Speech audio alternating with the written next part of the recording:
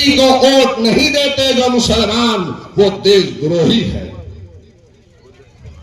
इनको वोट दिए तो देशवासी है, मुल्क के वफादार है, और इनको वोट नहीं दिए तो मुल्क के गद्दार है। अब ये गुलाम जब आएगा अपने आका को, अन्ना को लेकर आपके पास में, तो उससे पूछो क्या उसके बड़े भाई ने यह बयान दिया नहीं दिया? और ये कैसा अजीब मेल है इनका, अजीब प्यार, अजीब मोहब्बत है कांग्रेस और बीजेपी की, कि एक ही घर में एक भाई को कांग्रेस टिकट देती है तो दूसरा भाई आरएसएस का उसको बीजेपी टिकट देती है, और फिर एक भाई फिरका परस्ती के नारे लगा रहा है तो दूसरा भाई आकर मुसलमानों को कहता है, मुसलमानों के दरमियान में, कि मैं सेकुलर हूं, मुझे और दो, अगर मुझे वोट नहीं देंगे तो बीजेपी जैसी फिरका परस्त जमात आएगी। अरे हमको समझाने से पहले अपने घर में अपने भाई को समझाया होता कि बीजेपी जैसी फिरका परस्त जमात में कैसा चला गया। याद रखो मेरे मुसलमानों, सब एक है, सब एक है। जब मुसलमानों की बात आती है ना तो सब एक होते हैं, हम अकेले और तनाव जाते हैं इमामों में। क्या तुमने नहीं देखा कि ज्ञानवापी का मसला आया तो सब खामोश थे, कांग्रेस खामोश थी, एनसीपी खामोश थी, सब खामोश थे, लेकिन ज्ञानवापी कर किसी ने बोला तो असदुद्दीन ओवैसी ने बोला। हमारी शहरियत को छीनने की कोशिश की गई, एनआरसी और सीए जैसा काला कानून लाकर सब थे सदन में, लेकिन कोई नहीं बोला। बैरिस्टर असदुद्दीन ओवैसी साहब ने उस बिल को फाड़ा। हालिया दिनों में हमारी पुरखों की जायदाद आबो-अजदाद ने मस्जिदों को, दरगाहों को, जमीनों को वक्फ किया कि आने वाली नस्लों के काम में आएंगी। तो जमीनों को हासिल करने के लिए, वक्त की हराजियात को हासिल करने के लिए, छीनने के लिए बिल बनाया गया। तो सबसे पहले कौन ठहर कर सदन में बोला? अरे वो तो छोड़िए, अपने रियासत की बात करता हूं कि मस्जिद जो कोल्हापुर में आती है, उस मस्जिद ने बाढ़ पीड़ितों को सहारा दिया था।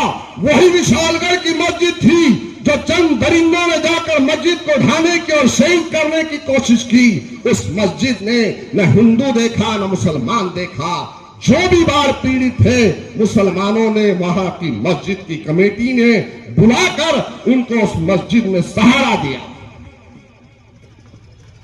विशालगढ़ की, कोल्हापुर की वो एक ऐसी वाहिद मस्जिद थी कि कोरोना काल में उस मस्जिद ने कई हिंदू और मुसलमान बीमारों को, जिनको कोरोना हो गया था, वहां पर उनका इलाज करवाया। उसी मस्जिद को शहीद करने के लिए गए।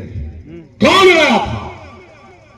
कांग्रेस का वहां का लीडर, उसका बेटा वो जाता है विशालगढ़ को।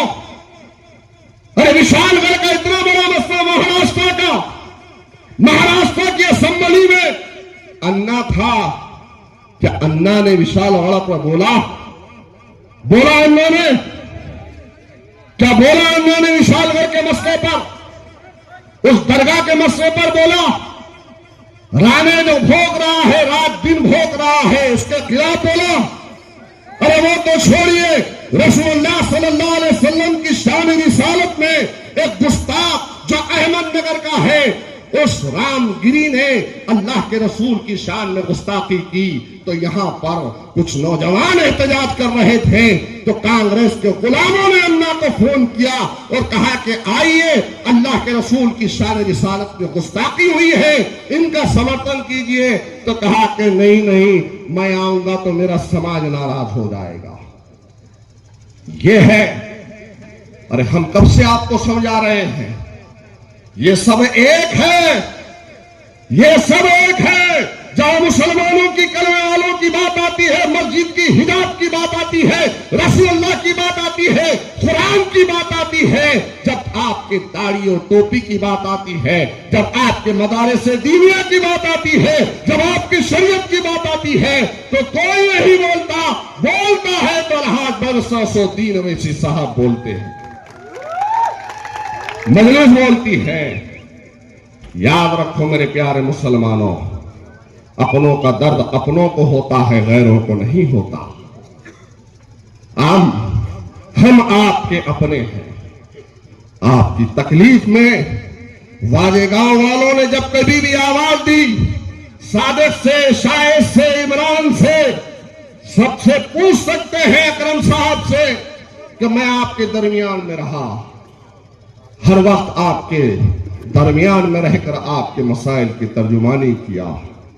याद रखो, एक मर्तबा आप अपने इत्तेहाद का मुजाहरा करो, एक मर्तबा आप मजलिस इत्तेहाद मुस्लिमीन को यहां से कामयाब करो। मैं ईमानदारी से कह रहा हूं कि इंशाअल्लाह ताला वो दिन दूर नहीं है कि मजलिस इत्तेहाद मुस्लिमीन जब यहां से कामयाब होगी तो आपके दरमियान में से एक आवाज बनकर उठेगी और आपकी आवाज बनकर इंशाअल्लाह ताला ऐवान में गूंजेगी। मैं आपको ये कह रहा हूं कि आप सब मिलकर मजलिस के शाना माशाना चले, आप सब मिलकर मजलिस इत्तेहाद मुस्लिमीन का दामन थामे।